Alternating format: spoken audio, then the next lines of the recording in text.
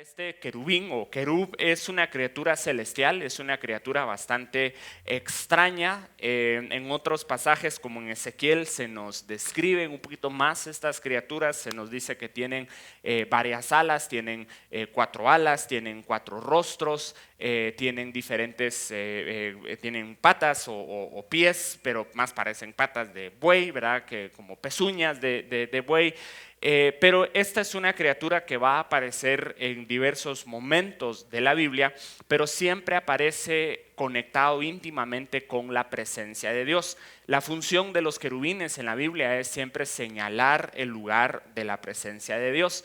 La próxima vez que vamos a ver esta criatura es en el tabernáculo. Hay, por supuesto, querubines encima del tabernáculo, lo que nosotros conocemos como el propiciatorio. En otras palabras, lo que tenemos acá es el tema de exilio.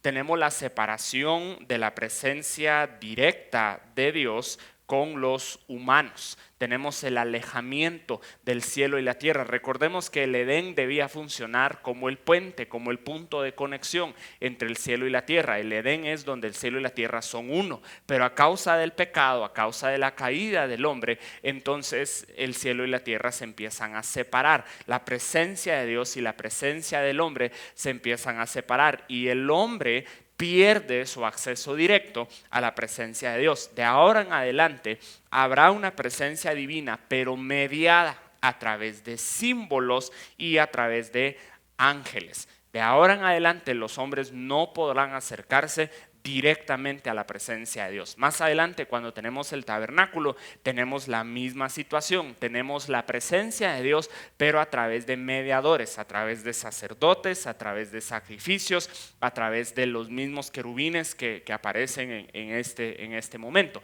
Y esto nos lleva al tema del exilio en la Biblia. El tema del exilio es absolutamente vital. De hecho, yo diría que realmente toda la Biblia se puede contar como la historia del exilio.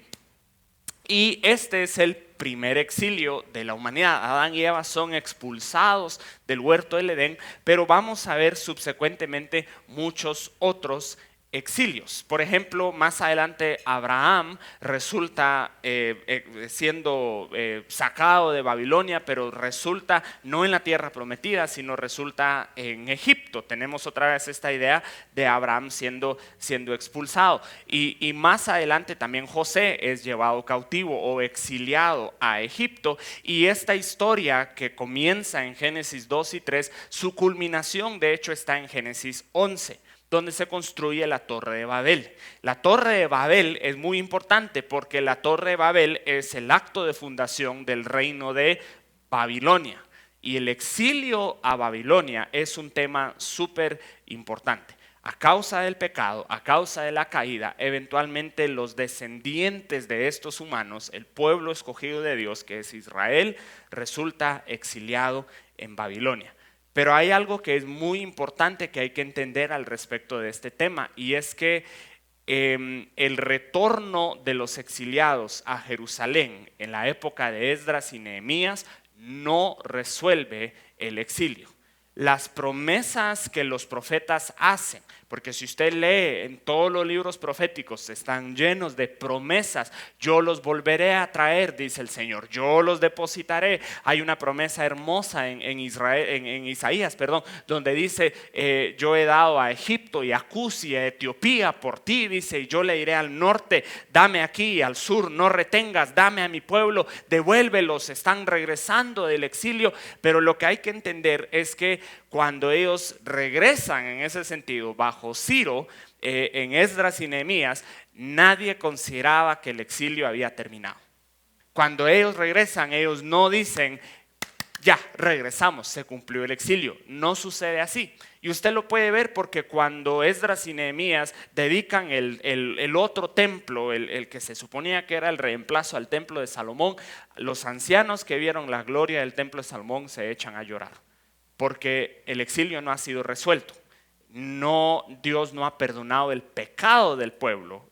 Dios no ha resuelto la caída y por lo tanto la caída no ha sido resuelta. De hecho, voy a decir algo esto tal vez podría ser un poco sorprendente, pero la mayoría de rabinos y la mayoría de judíos e intérpretes y teólogos israelíes, si lo queremos llamar así, no le ponen tanta importancia a la creación del Estado de Israel en 1948. Eso fue un evento obviamente muy importante, pero usualmente es un evento más celebrado por cristianos que por los mismos judíos, porque hasta el día de hoy todavía tienen este sentido, este sentimiento de decir el exilio de alguna manera según ellos no ha terminado, y definitivamente no había terminado en el tiempo de Esdras y Nehemías, porque sí, estamos en la tierra, pero hay opresores gentiles, hay opresores extranjeros y todavía estamos bajo el mando del pecado. Por eso es de que el exilio se resuelve a través de Jesús de Nazaret. Esto es algo absolutamente, por eso es de que hay que entender lo que Jesús está diciendo, porque cuando Jesús aparece en escena, el mensaje de Jesús es: arrepentíos, dice, porque el reino de los cielos se ha acercado. ¿Qué significa eso? Si no tenemos cuidado, no vamos a entender el mensaje esencial de Jesús. Arrepentíos o arrepiéntanse, esa palabra no significa pasen a un altar en una iglesia, échense a llorar y a lamentarse y a pedir perdón por todo lo que han hecho. Tal vez lo incluye, pero realmente no ese es el punto. La palabra que Jesús utiliza significa dense la vuelta y comiencen a avanzar en un sentido contrario. Cambien su forma de pensar, cambien su forma de vivir, arrepiéntanse, cambien su estilo de vida. ¿Por qué? Dice Jesús, porque el reino de los cielos se ha acercado. ¿Qué significa eso? ¿Ya nos vamos a ir al cielo? No. ¿Ya va a ser el arrebatamiento? No, eso no es lo que Jesús está enseñando en ese momento. Lo que Jesús está diciendo cuando dice el reino de los cielos se ha acercado es: el exilio está a punto de terminar. Dios ha regresado, porque la idea del exilio es: un día yo voy a regresar. Un día yo voy a regresar a arreglar esta situación. Yo no los voy a dejar en este estado caído. Yo no los voy a dejar en este estado pecaminoso. Y lo que Jesús en esencia predica y enseña es: Dios ha regresado. Dios ha regresado a reinar en Sión. Y por eso es de que si usted estudia el ministerio de Jesús, se va a dar cuenta cómo Jesús personifica el retorno del exilio. Jesús es bautizado en el Jordán. ¿Por qué el Jordán? ¿Por qué no se bautizó en el río Seco? ¿Por qué no se bautizó en el río Támesis? ¿Por qué no se bautizó en otro río? El río Jordán es la frontera entre el desierto y la tierra prometida. Entonces lo que Jesús está diciendo cuando Él se bautiza en el río Jordán es: yo sí puedo introducir el pueblo a la verdadera tierra prometida. Inmediatamente después de hacer eso, Él pasa 40 días en el desierto, equivalente a los 40 años que los israelitas vagaron en el desierto. Pero a diferencia de Moisés y a diferencia del pueblo de Israel en el Antiguo Testamento, Él sí pudo resistir la tentación. Y una de las cosas que Jesús dice en la tercera tentación es: no tentarás, no pondrás a prueba al Señor tu Dios. Y la queja de Dios hacia su pueblo en toda la travesía del desierto es: me probaron, me tentaron. Jesús no comete el mismo error que cometen los israelitas. Luego Él inmediatamente después de esto constituye 12 apóstoles. ¿Por qué no 8? ¿Por qué no 20? ¿Por qué no 40? 12, porque son las 12 tribus. Y Él sí puede introducir el pueblo de Dios a su descanso. Entonces, este es un tema súper importante. De hecho, si usted lee, por ejemplo, Efesios capítulo 1, verso 7 a verso 10, la forma en que Pablo lo expresa. Jorge, no sé si vos lo tenés ahí, no, porque la vez pasada, pero de repente no sé si lo podés buscar, sería bueno que porque la forma en que Pablo predica el evangelio, expresa el evangelio aquí, es a través de eso, del retorno de los exiliados. Y Jesús dice: a los que estaban lejos, Él ha acercado, y los que estaban unos en contra de otros, los pone unidos y derriba la pared intermedia. Entonces, no sé, yo sé que te agarré en curva ahí, Jorge, pero sí estamos, me llegas, gracias. Si podemos leer, por favor, Efesios capítulo 1, del 7 al verso 10, por favor. En Él tenemos la redención por medio de su sangre, el perdón de los pecados según las riquezas de su gracia, la cual desbordó sobre nosotros en toda sabiduría y entendimiento, y nos dio a conocer el misterio de su voluntad, según su beneplácito, el cual se había propuesto en sí mismo, para que cuando llegara el tiempo señalado, reuniera todas las cosas en Cristo, tanto las que están en los cielos como las que están en la tierra. Excelente. Que aquí, esto es increíble. Lo que Pablo dice es, este es el misterio de la voluntad. ¿Qué fue lo que sucedió en la caída? Se separaron las cosas, se separó el cielo y la tierra. ¿Cuál es el misterio de la voluntad de Dios? Que a través de Jesucristo, todas las cosas en el cielo y en la tierra fueran unidas, fueran reunidas. En otras palabras, la separación que el primer Adán provocó es restaurada por el segundo Adán. Si usted lee en Apocalipsis capítulo 21 del verso 2 y 3 y Apocalipsis capítulo 22 del verso 1 y 2, usted puede ver el cuadro de la restauración de todas las cosas. Otra vez, digo algo, lo digo con todo respeto, pero hay que decir la verdad bíblicamente. Esto no son descripciones del cielo necesariamente, estas son descripciones de la nueva tierra, de la nueva Jerusalén, de la nueva creación. Y en esencia lo que Juan en Apocalipsis ve es la restauración del Edén. Es el Edén siendo restaurado. Y hay algo que es muy importante en estas descripciones. En la nueva Jerusalén, en la nueva creación, no hay templo.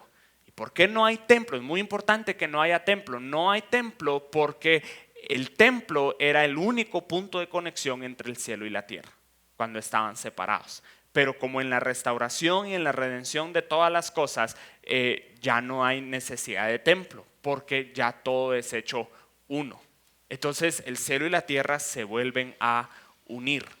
Entonces otra vez, toda la Biblia es la historia del exilio. No es solamente el exilio a Babilonia, no es solamente este exilio, sino los descendientes de Adán repiten una y otra vez este tema del exilio.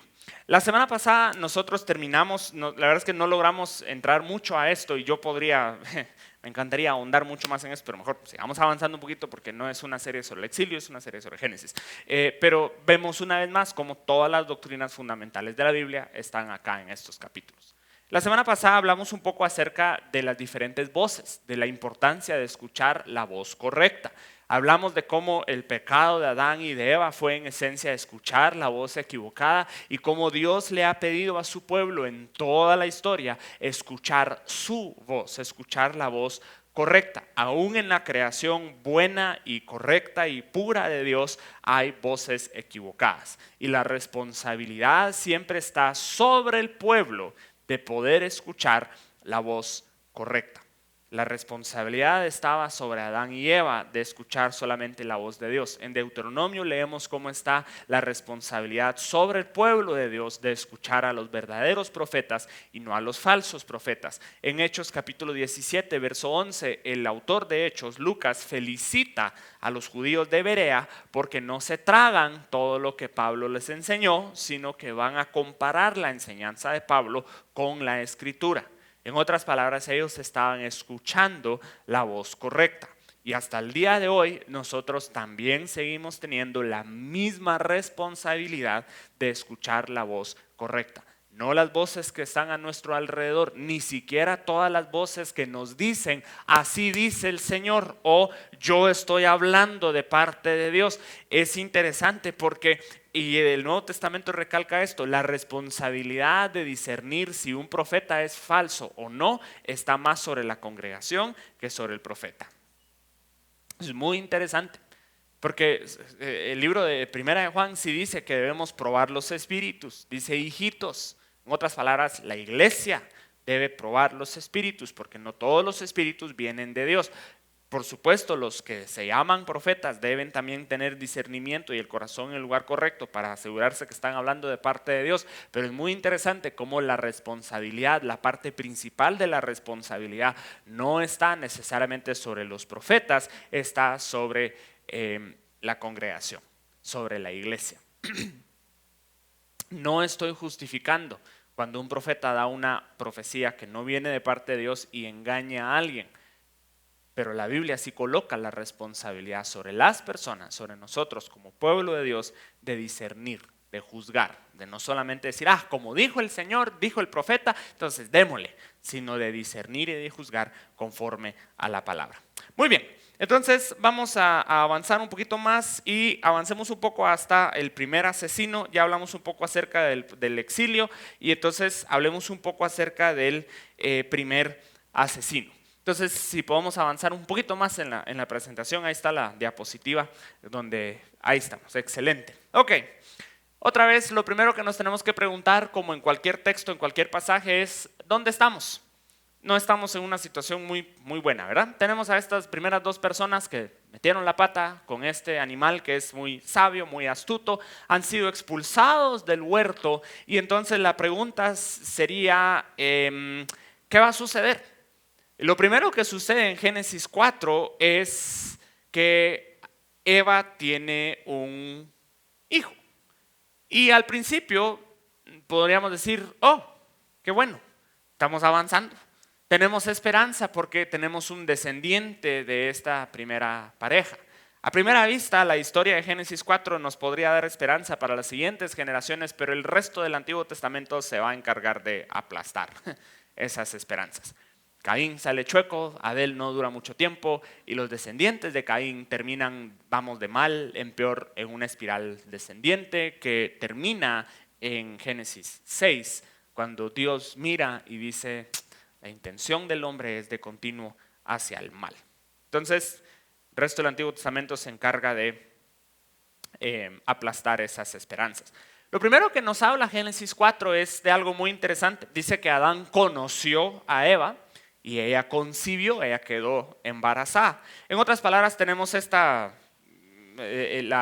sexualiza el concepto de conocer. De hecho, digo algo y perdón para todos los de edad pequeña que están aquí esta noche, pero Génesis 4 tiene mucho que ver con la sexualidad. Y de hecho, las relaciones sexuales forman como un parámetro alrededor de esta historia. Comienza con relaciones sexuales y de hecho esta historia termina con actos sexuales, pero se utiliza esta palabra conocer. Ahora, acerca de esta palabra necesitamos decir algunas cosas.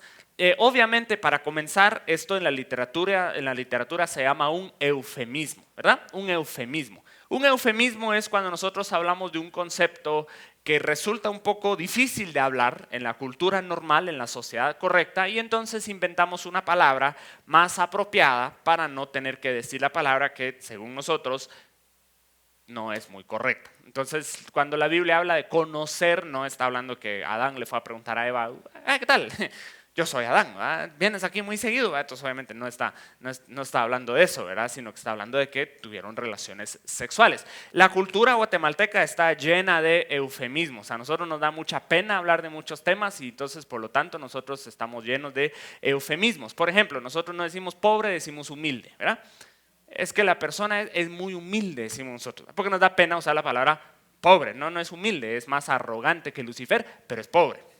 Entonces, pero no nos gusta hablar de dinero. La palabra dinero es una palabra fuerte en nuestra cultura. Entonces nosotros inventamos otras palabras. Nosotros decimos plata, nosotros decimos ingresos, ¿verdad? Nosotros decimos tenemos solvencia económica, ¿verdad? Él va a decir tiene dinero, pues, pero no lo de bueno. Entonces, hasta la forma en que hablamos, incluso es interesante los eufemismos cristianos que utilizamos, ¿verdad? Hablamos de perseverar. Esa fue una palabra que utilizamos, ahora no la usamos mucho, pero antes sí la usábamos. Eso significa ir a la iglesia, por cierto. ¿Verdad? Perseverar significa, ¿dónde está perseverando? Le preguntamos a los hermanos. Estoy perseverando en casa de salvación, qué bueno. Entonces, pero ¿qué tiene que perseverar? Pero en lugar de preguntarle al hermano, mire, ¿te va a la iglesia? ¿Dónde va a la iglesia? Pues es como que muy directo. Entonces, hermano, ¿usted dónde está perseverando? Yo recuerdo cuando íbamos a otras iglesias a predicar, a mi papá siempre le preguntaban cuántas ovejas pastaban en su redil. En lugar de preguntar, mire cuánta gente tiene usted, va, pero eso es muy malo, pues no, ¿va? Entonces le pregunto, mire hermano pastor, usted, ¿como cuántas ovejas tiene usted pastando en su redil? ¡Ja! ¡Qué nivel! ¿Va? Entonces, pero bueno, entonces tenemos eufemismos, ¿verdad? Eufemismo es una palabra más correcta para evitar hablar de un tema no tan correcto y entonces aquí tenemos esta palabra de conocer como un eufemismo, pero es muy interesante porque esta palabra que se utiliza para conocer significa algo como acercarse a. Entonces obviamente dos personas no pueden tener un hijo estando lejos, entonces se entiende que Adán y Eva se acercaron para tener esta intimidad. Habla de un conocimiento íntimo, conocer de cerca. Y esta es otra de las razones por las cuales el exilio es un evento tan trágico, porque separa al hombre y a Dios. El hombre ya no puede acercarse a Dios, ya no lo puede conocer de manera íntima porque está lejos. La distancia disminuye su conocimiento de Dios. Qué interesante, las personas que deciden estar lejos de Dios son las personas que por supuesto no lo conocen de igual manera. Las personas que conocen a Dios de manera correcta es simple y sencillamente porque ellos han decidido acercarse a Dios. La distancia siempre hace que no se pueda conocer. El tabernáculo sí permitía acercarse. De hecho, una de las palabras que se utiliza para uno de los tipos de sacrificio es corbán. Corbán significa acercarse a. Entonces, cuando los israelitas ofrecían corbán, lo que estaban diciendo es: yo me estoy acercando a Dios. Entonces, Eva tiene un montón de hijos. Primero hay que comenzar hablando de eso. Viven 930 años, no sé cuántos años vivió Eva, pero Adán vive 930, 928 años, entonces viven un montón de tiempo. Y dice, tuvieron hijos e hijas. Y de hecho lo vamos a ver. La Biblia menciona o alude, mejor dicho, a muchas otras civilizaciones, a muchos otros pueblos, aparte de Caín y Abel. Pero hay algo aquí que es muy interesante y muy importante. Yo les animo que cuando ustedes estén leyendo la palabra, cada vez que aparece el nacimiento de alguien, averigüen qué significa el nombre.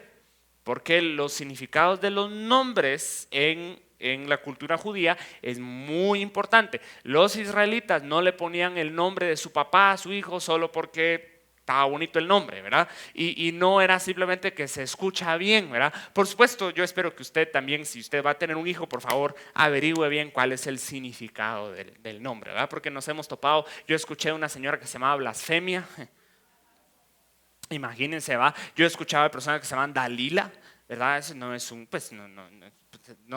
no recuerdo exactamente qué significa el nombre de Dalila, pero todos conocemos la fama de Dalila, ¿verdad? Entonces no queremos una Dalila necesariamente, ¿verdad? Hay personas, y perdón, ¿verdad? Yo no quiero faltar el respeto a nadie, pero incluso, digamos, el nombre Caleb, ¿verdad? A veces le voy a poner a mi hijo Caleb, perfecto, ¿verdad? Pero Caleb significa perro. Eso es lo que significa. Caleb significa perro. Entonces, si podemos evitar el nombre, pues, entonces, y así, ¿verdad? No le voy a poner Jezabel, ¿va? Entonces, pero entonces cuando Eva queda embarazada, da a luz a Caín. Y Caín significa adquirido, ¿sí? Adquirido. Dice, he adquirido un hijo de Jehová. Luego dice, vuelve a caer embarazada y le ponen Abel. Ahora, Abel es la forma en que nosotros le pronunciamos el nombre, pero en hebreo sería algo como Javel o Hevel. Y Eva no dice cuál es el significado del nombre Abel. Pero para cualquier lector original de Génesis, el significado hubiera sido obvio. Hevel o Javel significa humo, significa vapor, ligero, pasajero, temporal. Qué interesante, ¿no? Porque pues a Abel se lo van a echar. Entonces su nombre indica su función dentro de la historia. Y esto sucede muy a menudo en la Biblia. Por ejemplo, este es otro dato curioso aquí. Usted recuerda en el libro de Ruth, ¿verdad? Que Ruth y Orfa están casadas y primero ellos están casadas respectivamente con sus. Uno de ellos, miren los nombrecitos que se ven. Malión se llama uno, por ejemplo, siempre andaba bien Malión. Y el otro se llama Calión. Y es muy interesante porque Malión y Calión, Malión significa algo así como enfermizo. Eso que solo enfermo se la pasaba. Y Calión significa muerto. ¿Y qué les pasa a Maleón y a Caleón? Se mueren. Entonces, es como cuando usted mira a un personaje en una película, usted aparece persona y dice, este se lo van a echar. Este va a ser el primero, es el gordito chistoso, este va a ser el primero que este no va a lograr escapar el dinosaurio, el monstruo va a ser el primero que se lo va a echar. Y cabal, ¿va? Es el buena onda o el nerdo que está intentando ayudar a escapar, ¿va? Y todo, y este va a ser el primero que va. Entonces, Abel significa vapor ligero o pasajero, y de hecho esta palabra Abel se utiliza muy frecuentemente en Eclesiastés. Cuando el autor de Eclesiastés dice vanidad de vanidades, la palabra que utiliza es Hevel. Vanidad de vanidades, dice Eclesiastés, todo es vanidad, toda la vida es humo, es pasajera, es temporal, es como un vapor. Entonces, tenemos estos dos personajes, uno que es adquirido y el otro que es un vapor, que es humo. El final de esta historia, que la encontramos en Génesis 4:17, otra vez contiene partes sexuales, contiene relaciones sexuales, porque el hijo que de alguna manera mostraba esperanza, Abel, ha sido asesinado. Y el descendiente de Enoc, que se llama Lamec, o Enos, perdón, que es descendiente de Caín, es asesino, igual que su ancestro Caín. El asesino Caín está produciendo más hijos que también son asesinos. Las cosas no se miran bien. Pero el acto sexual final de esta historia produce a Set. Set es muy importante. Set significa dado. Y dice Eva, Dios me lo dio para reemplazar al humo. No le va a pasar a usted como le pasó a un hermano, un misionero aquí.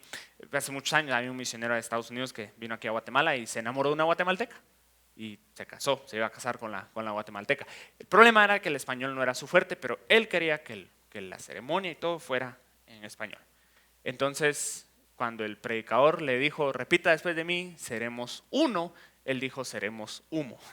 Entonces, tenía mucha fe en la relación, pero sí, entonces, pero hasta donde yo sé, siguen casados. Entonces, eso es bueno. Entonces, Set significa dado. Y esto lo que nos indica con el nacimiento de Set es que vamos a tener ciertas genealogías que seguimos y ciertas genealogías que no seguimos. Y esto es muy importante porque esto resuelve la pregunta, la famosa pregunta, la gran pregunta de dónde sacó esposa Caín. De ahí mismo la sacó, porque la cuestión es de que la Biblia no está interesada en la humanidad como tal, pero la Biblia está interesada en Set. Y la Biblia está interesada en Set porque está interesada en Jesús. Y Set sale de Jesús, o pues Jesús sale de Set. E incluso no está interesada en todos los descendientes de Set. Entonces, por ejemplo, la Biblia sigue, el autor de Génesis sigue la genealogía de Set, no la genealogía de Caín. Luego va a seguir la genealogía de Noé, no los otros hijos de Lamec. Lamec tiene un montón de hijos, ¿qué nos importa? Queremos a Noé. Luego Noé tiene 3 hijos, Sem, Cam y Jafet, pero la genealogía se enfoca en Sem, porque Sem es el ancestro de los semitas. Entonces no nos importan los jafetitas y los camitas, camota y camita, ¿va? Pero ¿cómo no va a decir usted que cuál era el gentilicio de Goliat? Que Goliat era gatita, ¿va? Porque como era de Gat, entonces no seguimos la genealogía de Jafet o de Cam, seguimos la genealogía de Abraham, no seguimos la genealogía de Lot, seguimos la genealogía de Isaac, no seguimos la genealogía de Ismael, y seguimos la genealogía de Jacob, no la de Esaú, porque hay genealogías buenas y malas. Pero bueno, regresemos entonces un poquito a esta historia de Caín y Abel. Estamos re bien con el tiempo. Conozcamos un poquito acerca de estos personajes. Por un lado tenemos a Caín.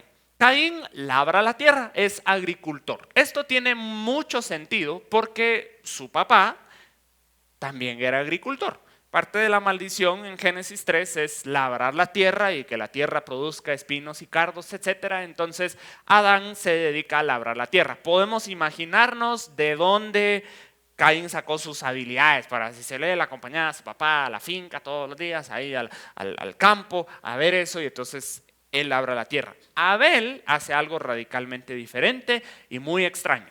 Abel cría animales, él pastorea animales. Se entiende, y más adelante se hace explícito, que Abel de alguna manera obviamente mata animales. Esto es raro, esto es muy, muy raro. ¿Por qué es raro? Porque no se menciona algo así. Hay que entender, obviamente para nosotros, pues, pero en este momento sí era como revolucionario, por así decirlo. De alguna manera la primera persona en hacer la transición de la agricultura a la ganadería, que se supone que es una de las marcas de la civilización. Parece que de manera injusta, a primera vista, Dios favorece a Abel, ¿verdad? Porque el pasaje dice, Dios vio con agrado a Abel y a su ofrenda, pero no vio con agrado a Caín y a su ofrenda. Y hay muchas explicaciones para esto. Una de las explicaciones que a veces se da, y está bien, es que Abel, la razón por la cual Abel encontró favor ante Dios fue que Abel trajo de sus primogénitos. mientras que Caín simplemente le trajo una ofrenda. Entonces parece que Abel de alguna manera tiene la actitud correcta de intentar honrar a Dios con lo que le está llevando, mientras que Caín simplemente está intentando salir del paso. Sin embargo, yo no sé si ustedes habían dado cuenta de esto, pero el que recibe más atención en esta historia no es Abel, es Caín. Dios está muy preocupado por Caín. Y Dios de hecho no hace mucho para salvar a Abel, pero sí hace mucho para salvar a Caín. Dios no se registra que Dios y Abel hayan hablado. No estoy diciendo que no lo hayan hecho, simplemente la historia no lo registra. Pero sí se registra muchas conversaciones entre Dios y Caín. Dios interviene en la vida de Caín antes de asesinar a Abel y luego interviene en su vida después de asesinar a Abel. Y Dios está preocupado por la vida y por el futuro de Caín. ¿Por qué? ¿Por qué está tan preocupado Dios por Caín y aparentemente no está tan preocupado por Abel? Otra vez hay varias respuestas, pero una de las respuestas que investigando y leyendo a mí me llamó bastante la atención es que de alguna manera Dios conoce, Dios está preocupado por la forma en que Caín reaccionó. Entonces él se da cuenta que la reacción de Caín fue muy extrema, mientras que no está tan preocupado por Abel. Es como de repente los papás cuando tienen varios hijos saben cómo es el carácter y la personalidad de sus hijos. Entonces de repente con uno de ellos dicen, con aquel simplemente le podemos decir y no va a haber problema. En cambio con este otro vamos a tener que trabajar un poquito más, ¿verdad? Mis papás rápidamente aprendieron que la personalidad mía y la de mi hermana son muy diferentes. Grace es más espontánea. Antes, en algún punto de su vida, Grace era muy espontánea, muy de hagamos las cosas. Entonces, de repente mis papás se levantaban un día y decían, vamos a ir a nadar. Y Grace decía, ¡woo! Vamos a ir a nadar. Y Grace estaba feliz. Yo no estaba feliz. Yo estaba muy enojado porque yo no soy tan espontáneo. Entonces, a mí no. ¿Y qué tenía yo? Nada, tenía como 7 años. Pero igual me caía mal porque me habían arruinado mi rutina. Entonces, mis papás aprendieron que conmigo había que decirme, mira, la otra semana vamos a ir a nadar. Entonces ya, pero cuando llegaba ese día, yo ya estaba emocionado, porque yo había tenido tiempo para planificar.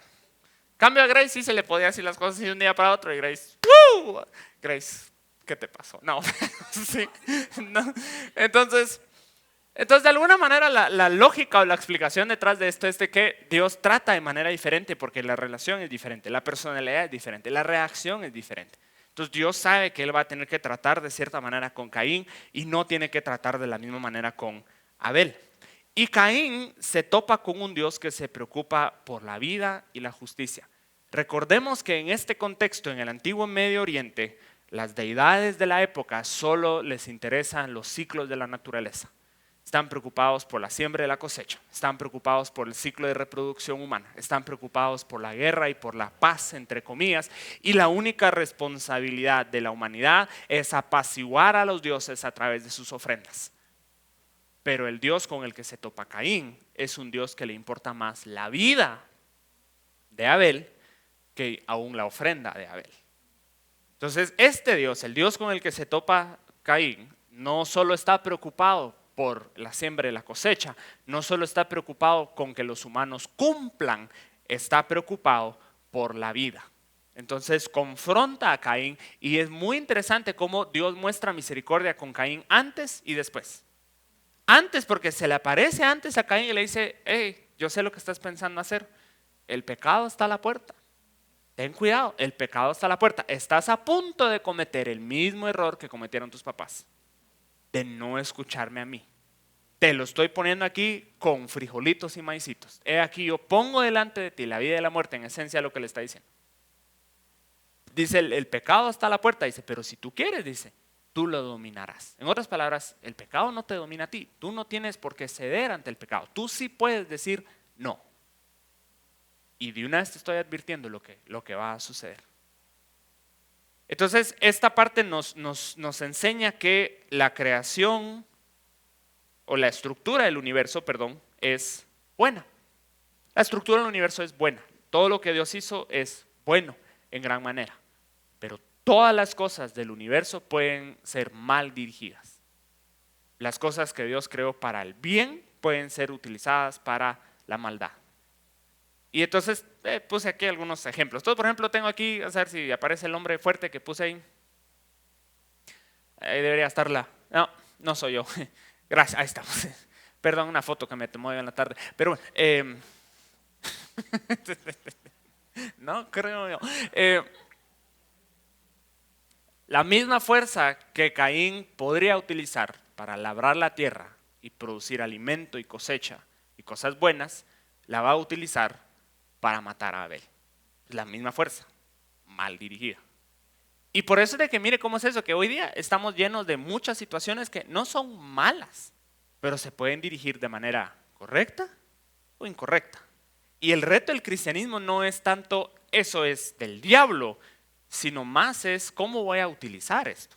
¿Lo voy a utilizar para el diablo o lo voy a utilizar para Dios? Entonces otro ejemplo excelente, por supuesto, es, siguiente imagen por favor, el internet, las computadoras.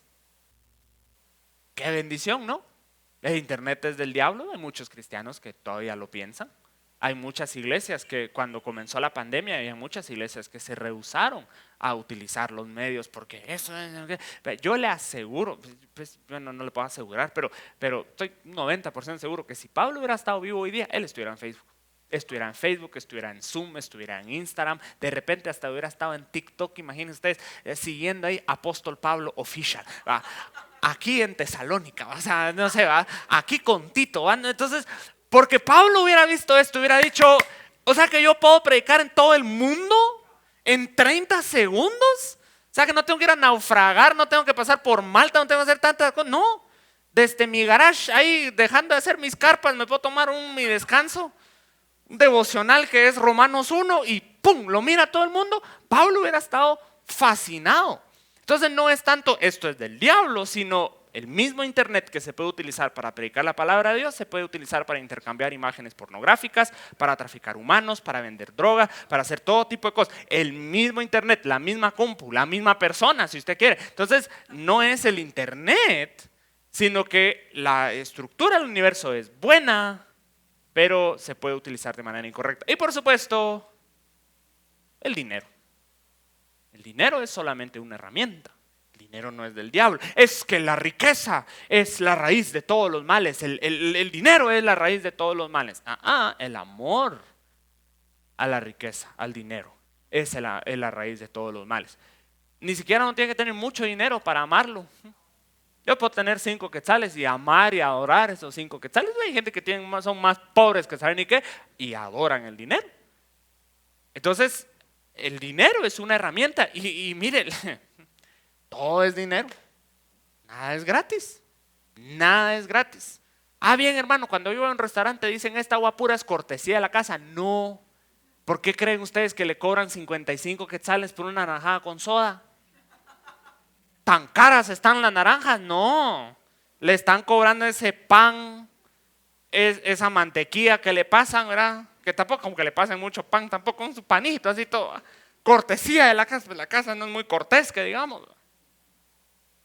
Nada es gratis. El evangelio para expandirse tampoco es gratis. El reino de Dios tiene que expandirse. ¿Y cómo se expande? A través del dinero. ¡Uy! Porque como yo no estoy usando eufemismos. ¿Verdad? Entonces, ¿qué se necesita para expandir el reino de Dios? Fe, amén. Fe para recursos, fe para dinero. Si el dinero no es malo, dinero, si a usted no le gusta el dinero, démelo a mí. Yo sí lo puedo utilizar para predicar el evangelio. Entonces, todo en el universo es, bueno, no recuerdo exactamente, pero sé que a lo largo de la historia de la iglesia ha habido siempre controversias acerca de utilizar diferentes cosas dentro de las iglesias. Cuando comenzó la revolución y pero la palabra cristiana es avivamiento, el avivamiento de la alabanza y la adoración, las iglesias que se animaban a usar batería, que se animaban a usar piano, eran iglesias del diablo, que salieron del círculo de los 3 acordes de siempre. Entonces eso era del diablo, porque una batería era del diablo, al final no. La marimba es del diablo. Veo cómo los demonios brincan de la marimba. ¿Será que hay, por ejemplo, será que hay ritmos que son diabólicos. El merengue del diablo, sí señor, el merengue del diablo, sí, o sea, pues tal vez para un cristiano guatemalteco, vamos a alabar un cumbión celestial, pues me cubro con la sangre de Cristo. Pero vaya a Cuba y de plano ahí es un todo del diablo. Porque es puro merengue, salsa. Entonces, ¿por qué otra vez? Es los mismos instrumentos, es otro ritmo utilizado para la gloria de Dios, ¿no? Cuando los pastores y cuando las iglesias empezaron a utilizar luces y humo, eso es del diablo. Porque la moda era tener las banderas del mundo. La regla era, mientras más banderas tiene usted en su iglesia, más espiritual. ¿Dónde fregados queda las Islas Salomón? Saber, pero tengamos la bandera ahí. Y una vez al año entran los hermanos con sus banderas. Luego cambió. Ahora es luces y humo y toda la cuestión. Y muchos salen a criticar. Cuando los pastores empezamos a predicar con tablet, en lugar de traer la Biblia Reina Valera 1865, que pesa 29 libras, la gente critica. Cuando los pastores empezaron a utilizar la NTV, la NBI, la Dios habla hoy, en lugar de utilizar la Reina Valera con la que Pablo evangelizó en sus viajes, por supuesto no es cierto, al final son herramientas. Entonces lo que nos enseña esta historia, regresando es que la creación es buena, pero la creación está enferma. La creación tiene cáncer. La creación está llena de células cancerígenas, porque las células cancerígenas son células que se atacan unas a otras. Es el mismo sistema, el cáncer es muy interesante, es el mismo sistema de defensa del cuerpo atacándose a él mismo, pensando que el cuerpo está enfermo. Entonces el mismo cuerpo se está autodestruyendo. Un sistema corporal, un sistema que debería funcionar para el bien, ocasiona la destrucción del mismo cuerpo. Entonces la creación está enferma, está llena de células cancerígenas. Pero, y aquí está lo maravilloso, la existencia de un abuso no significa que no hay un uso correcto. Entonces, la razón por la cual Dios trata tanto con Caín es que si Caín puede volverse malo, significa que podría volverse bueno. Significa que si Caín tiene el potencial de volverse totalmente impío y malvado y malévolo, es porque tiene el potencial de volverse bueno. Dios lo puede rescatar. Si Caín está dispuesto, Dios lo puede rescatar. Porque la estructura es buena, pero el uso es incorrecto. Y esta es la intención de Dios de redimir la creación. Y mire, esto es lo que debería informar mucho en nuestro trabajo cristiano y pastoral. Porque en la vida nos topamos con muchos hermanos, con muchos cristianos que aman a Dios, pero luchan con el pecado en sus vidas. El eufemismo cristiano es caen. Algunos no caen, algunos se tiran. Pero que están caídos, están caídos. Y entonces, mire cómo es eso. La reacción de muchos cristianos y muchas iglesias cuando un hermano cae es: esa persona no es cristiana. Esa persona nunca aceptó a Jesús. Esa es la postura de muchas iglesias, de muchos cristianos. Es: si un cristiano que supuestamente ha nacido nuevo y ama a Dios, cae en algún pecado, lucha con algún pecado, significa que ese cristiano realmente no es cristiano. Nunca aceptaba a Jesús. Perdón, pero esa no es la postura bíblica. La postura bíblica es: todavía hay algo bueno en él y lo debemos intentar rescatar. Ama a Dios, tiene el corazón en el lugar correcto, lucha con su carne, y obviamente no hay que excusar eso, pero vamos a ver cómo lo podemos rescatar en lugar de lanzarlo por la borda. Un dicho súper trillado en el cristianismo es que el ejército de Cristo es el único ejército que masacra a sus heridos. Medio empieza ahí a renquear a un hermano y en lugar de decirle: hermano, vénganse con nosotros, le damos la vuelta y lo decapitamos con la Biblia y seguimos avanzando nosotros. Pero esa no es la actitud de Dios. La creación es buena, pero está mal dirigida. Este cuadro de Caín y Abel, este es el Evangelio en el Antiguo Testamento. El Evangelio se predica en toda la Biblia. Y el Evangelio se predica desde Génesis 3 y 4. El Evangelio del Antiguo Testamento es que Dios está interesado en redimir a toda la creación. Dios intenta redimir a Adán y Eva, y Dios intenta redimir a Caín, y Dios va a seguir trabajando con la descendencia de Caín y de Set. Gracias a Dios. Qué bueno que Dios dice, qué bueno que Dios no dice: ya lo intenté, pero vos no querés. vos ya no servís para nada. No hay esperanza para vos. Vos nada querés. Mira cuántas veces te da la oportunidad y seguís en lo mismo.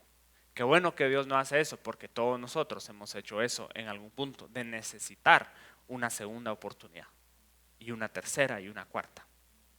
Dios sigue trabajando. Y es que por eso hay que tener cuidado de cómo leemos la Biblia, mis amados hermanos, especialmente el Antiguo Testamento. Déjenme decirle algo, ninguno de los personajes del Antiguo Testamento están allí para ser ejemplos morales de nosotros. Todos están rotundamente chuecos. Todos. Y la historia del Antiguo Testamento es la historia del fracaso constante y continuo de todos los descendientes de Adán y de Eva. El rey David, sí, va, está bueno, pues. David y Betsabé, ¿no? Cuando David se va a morir, final de su vida, está ahí con Salomón y comienza un discurso de manera muy interesante. Dice: hijo, yo te encargo que tú prestes atención a la ley, tú guardes en tu corazón todo lo que yo te he mandado, no te desvíes a derecha e izquierda. Dice: está bien, va, el viejito va a dar buenas palabras de sabiduría para terminar su vida. Y luego dice: ay, te encargo a aquel que me hizo no sé qué, mátalo. Y aquel que se burló de mí, no lo vas a dejar con vida. Y aquel que intentó usurpar la vida, ahí te lo echas. Y es una larga, les tiemblan los zetas, ahí va a echarse a todos. Porque está chueco. De Salomón ni hablemos. Y así, uno tras otro, tras otro, tras otro. Pero Dios no se da por vencido. Esa es la historia del Evangelio. Gracias a Dios. Dios sigue buscando redimir la creación. Pero bueno, todos sabemos cómo termina esta historia, ¿no? Caín resiste la oferta de Dios, va y asesina a Abel, por supuesto. Y la pregunta, la confrontación entre Caín y Dios es muy interesante, porque se parece mucho a la confrontación entre Dios y Adán y Eva. ¿Dónde estabas? ¿Qué has hecho? Es muy interesante, es muy similar. ¿Dónde está tu hermano? Hasta ahí, ya para comenzar, vemos la misericordia de Dios. Dios le está dando a Caín la oportunidad de que él confiese, de que él sea honesto con Dios, por así decirlo. Y Caín dice: a mí qué me importa. ¿Qué me importa? ¿Acaso yo soy el guarda de mi hermano? Pues es mi responsabilidad. Y entonces viene el castigo. Y el castigo de Caín consiste de dos partes: exilio y vagancia. ¿Cuál es el castigo por pecar en el huerto del Edén? Exilio. ¿Cuál es el castigo por este primer asesinato? Exilio. Y es muy interesante porque Caín reacciona de dos maneras. Caín siente que es un castigo muy severo. Primero, tiene miedo a que lo maten. Y obviamente no está hablando ni de Adán ni de Eva. Y no está hablando de su hermano Set, porque tampoco había nacido. Esto significa entonces, y otra vez, esto significa que hay otras civilizaciones en este momento. Hay otros pueblos, hay otras ciudades, hay otras culturas. No son estas las únicas personas que están en el planeta Tierra, porque de lo contrario Caín no hubiera tenido miedo. ¿Quién lo va a matar? Pero él lo que dice: esto es un castigo muy severo, porque cualquiera que me encuentre, dice, me va a matar. Y Dios, mire cómo es eso. De repente, usted y yo estando ahí, hubiéramos dicho: ojalá que sí, merecido te lo tenés, porque te echaste todo vos, que ni modo. Ojo por ojo, papadito, diente por diente, diente por diente. Pero qué interesante, porque Dios dice: sí, va, está bueno, entonces te voy a proteger. Voy a poner una marca sobre ti, para que cualquiera que te encuentre no te mate. Es una marca, un sello de protección. ¿Qué es más específicamente? No lo sabemos, pero no de la piel morena. No somos mormones, que es lo que enseña la iglesia mormona, que Caín fue el primer moreno. Y esa es la maldición de Caín. Y hasta hace muy poco tiempo los mormones empezaron a permitir a los afroamericanos y a las personas de raza morena hacer parte de sus rituales y liturgia. Entonces no somos racistas. Entonces no es la piel morena, es alguna marca o algún sello. Entonces Caín se queja de: primero, es un castigo demasiado severo porque tiene miedo que lo mate. Y segundo, es interesante porque el exilio es el peor castigo para un agricultor. Un agricultor depende de la tierra, depende de esa estabilidad, depende de su terrenito, de su parcelita donde él puede sembrar y cosechar. Y entonces el exilio es, el castigo es el exilio. Pero otra vez, el castigo lleva misericordia.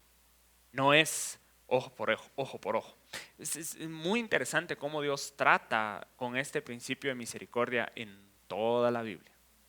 Toda la Biblia Dios primero ofrece misericordia antes que cualquier otra cosa. Lo que pasa es que muchas veces no lo vemos y no estamos acostumbrados a encontrar gracia en el Antiguo Testamento, por la forma en que se nos ha enseñado, que es la ley. La gracia es el Nuevo Testamento. Entonces estamos esperando encontrar machete, palo en el Antiguo Testamento. Pero vemos actos de misericordia, como por ejemplo, ¿por qué rayos Dios se preocupa? Porque más adelante cuando vemos el diluvio, que es la próxima semana, son 8 personas. Si le preguntáramos a las aerolíneas modernas cuánto espacio, si le preguntáramos a los de la Trigal cuánto espacio necesitan 8 personas, el bus es para capacidad de 50 y le metemos 120, entonces hubiéramos hecho aquellas lanchitas como las que usted usa ahí cuando usted va al lago de Atitlán, ¿no? Y le dan su paseo, que es lanchita chiquitita, ¿no?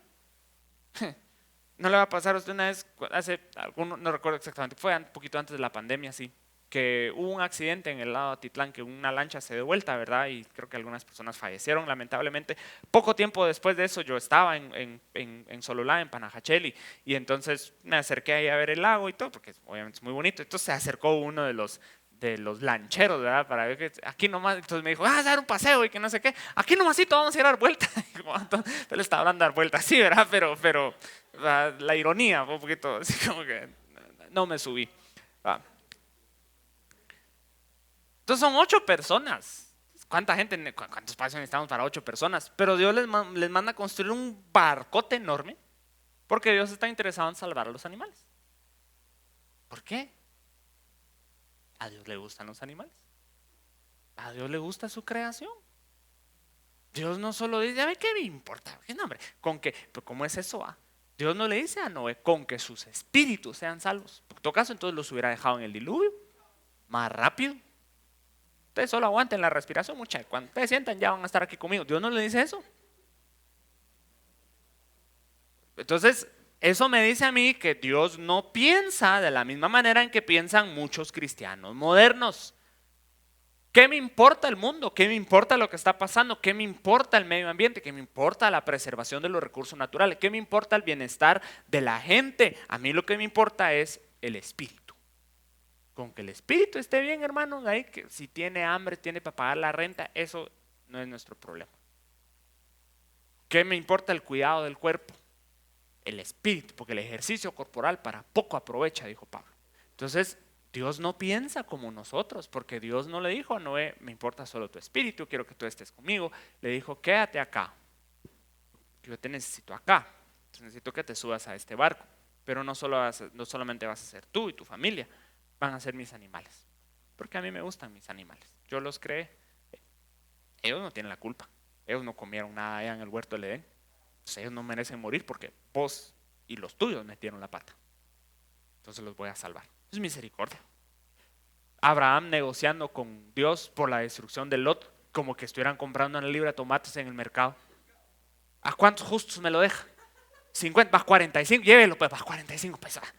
No, ya no sale, patrón, déjame 40, si no, bueno, y lo voy bajando hasta encontrar 10. De verdad, parece como que estuvieran regateando en el mercado. Lo que me dice eso a mí, ojo, lo que me dice eso a mí es que Dios no quiere destruir Sodoma y Gomorra. Dios no está ahí arriba diciendo, pequen un poco más, porque así yo me los puedo echar. Dios está viendo cómo, y luego la misericordia que Dios muestra con Lot, porque Lot más... Vienen los ángeles y le dicen, vamos, no podemos, y es muy interesante, le dicen, no podemos hacer nada hasta que tú ya no estés acá. Tenemos que salvarte la vida. Y Lot primero no les cree, luego va con su familia, aquellos piensan que está bromeando, qué buen chiste, le dicen, tío Lot, a ver, échate otro. Luego dice, va, pero os puedo regresar. Luego le dicen los ángeles, huye, vete. Y Lot dice, ¿puedo ir allá? Bueno, andate para allá. Solo voy a traer mis cosas. Bueno, solo otra vez, yo que los ángeles hubiera dicho, ¿sabes qué? Quédate aquí. Tantas tú ganas, a ver cómo te estoy intentando salvar la vida y vos no querés. Otra vez, es el cuadro del evangelio. Es el cuadro de la misericordia de Dios, a pesar de todo esto. Pero bueno, muy bien, tenemos varias preguntas acá en redes sociales, pero antes de eso quiero preguntar si alguien tiene alguna pregunta o duda acá en la congregación. Si alguien tiene alguna pregunta, esta es una buena oportunidad para poder expresarla, manifestarla sin pena, y con mucho gusto vamos a buscar la manera de resolver o de responder a las dudas o preguntas. ¿Alguien tiene alguna pregunta? ¿No? ¿Sí? Tan tímidos mis hermanos esta noche. Dígame, pastor. Aquí Pablo, por favor, con el pastor Juan Francisco.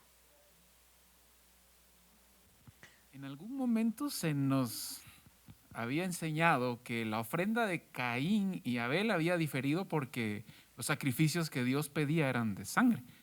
Ajá. Y que el problema había sido ese, que uno era agricultor y el otro sí tenía la opción de poder presentar un sacrificio. No tiene nada que ver esto. Es una buena observación, pastor. La verdad es de que no, para este momento en la historia los sacrificios como tales no están estipulados. Entonces estamos de alguna manera imponiendo un tiempo histórico, una época histórica en otro tiempo. Y la otra cosa interesante es de que Levíticos sí, y Números sí prescriben ofrendas de vino, de cereales, de grano. Entonces sí hay muchas otras ofrendas que no solamente son ofrendas animales, sino también hay otros tipos de ofrenda. Entonces pienso que sí hay varias explicaciones por las cuales de alguna manera Dios vio con agrado a Abel y a su ofrenda y no a Caín, pero tal vez no sería por cuestiones más que todo históricas, ¿verdad? Que la ley como tal no está puesta en este punto, pero es una excelente observación. Gracias, pastor. Excelente. ¿Alguien más tiene alguna otra pregunta? Ya que usualmente cuando se anima una persona a hablar, entonces ya da valentía a los demás para hablar. Pero, ¿no? ¿Sí? ¿Estamos bien? Ok. Bueno, si alguien tiene alguna pregunta o algo y quiere venir a platicar después, por favor, con todo gusto. Tenemos algunas preguntas aquí.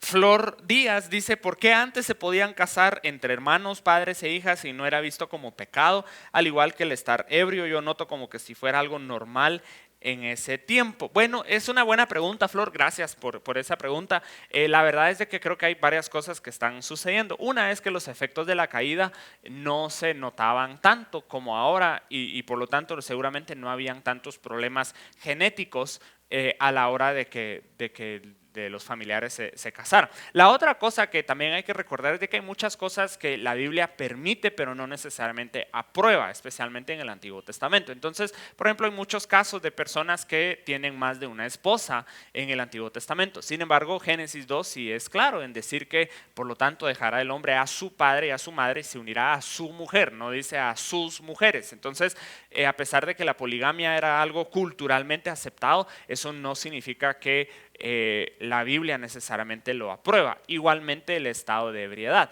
Vemos, por ejemplo, el caso más famoso, por lo menos en esta parte de la Biblia, es lo que sucede con Noé, después de que él se baja del arca en Génesis capítulo 9, y créame que eso no tuvo un final feliz. Entonces esa historia definitivamente puede incluso ser una advertencia de no practicar ese tipo de cosas. Entonces hay que tener cuidado con eso. Entonces hay cosas que la Biblia permite hasta cierto punto, pero no necesariamente aprueba, ¿verdad? En eso. Entonces, pero es una buena pregunta. Gracias, gracias, Flor. Buena pregunta. Tenemos otra pregunta. Magdi dice: disculpe, yo quisiera saber su opinión. Dice: ¿dónde cree usted que vinieron las personas de color y por qué tienden a tener ese color como los africanos?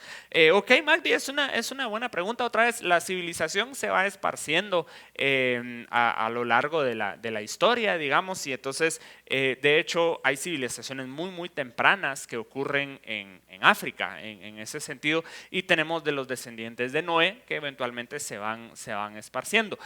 Las personas que viven en diferentes regiones, de hecho no se toma en mucho tiempo, en muy pocas generaciones empiezan a tener diferentes rasgos físicos en ese sentido, que ellos empiezan a transmitir a sus descendientes. Entonces se supone que nosotros descendemos de europeos, pero no lucimos como europeos porque tenemos también otras influencias y han pasado mucho tiempo también.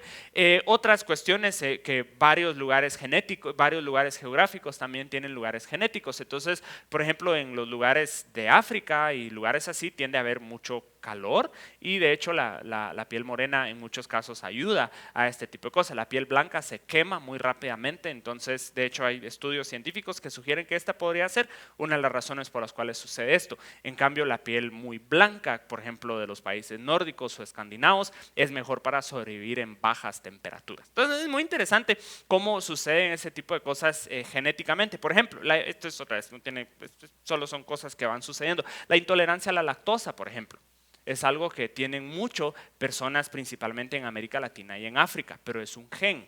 Hay muchas personas acá en estas regiones del mundo que son intolerantes a la lactosa, pero eso es genético. Por lo general los europeos no son intolerantes a la lactosa, pero es porque su genética es diferente. Entonces, de alguna manera se van desarrollando. Todas las civilizaciones nacen de los descendientes de Adán y Eva, por supuesto, y específicamente de los descendientes de Noé. De hecho, vamos a verlo no la otra semana, sino dentro de 15 días, Génesis 10, que es la última genealogía que nosotros encontramos en esta parte de Génesis, es la tabla de naciones. Las personas que se menciona ahí, de hecho no son personas, son países, y vamos viendo cómo también se van esparciendo. Muy bien, José Carlos dice: pastor, ¿cómo se dirigían los antiguos moralmente si no había doctrina que leyeran? Esa es una buena pregunta, José Carlos, y es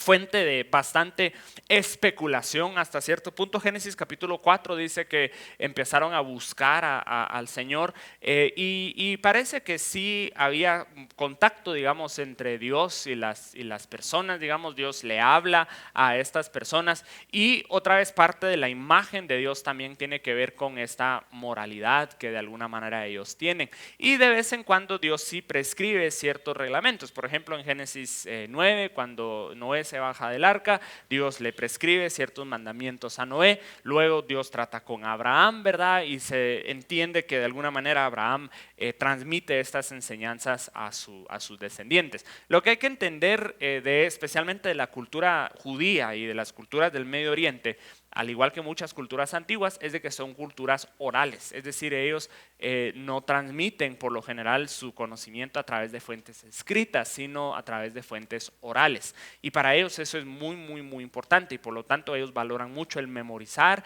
y recitar correctamente las enseñanzas de los ancianos o de los ancestros. Hoy día nosotros no somos una cultura oral en lo absoluto, no apuntamos nada, no necesitamos recordar nada, todo lo tenemos en el teléfono. Entonces cuando no tenemos nuestro teléfono y nos preguntan cuál es nuestro número de teléfono, no sabemos cuál es nuestro número de teléfono, porque ni eso nos memorizamos. Pero las culturas antiguas sí eran muy así, de transmitir enseñanzas de manera oral. Entonces probablemente así también se fue. Oscar Poitán dice: ¿por qué en la Biblia no hay personas con apellidos?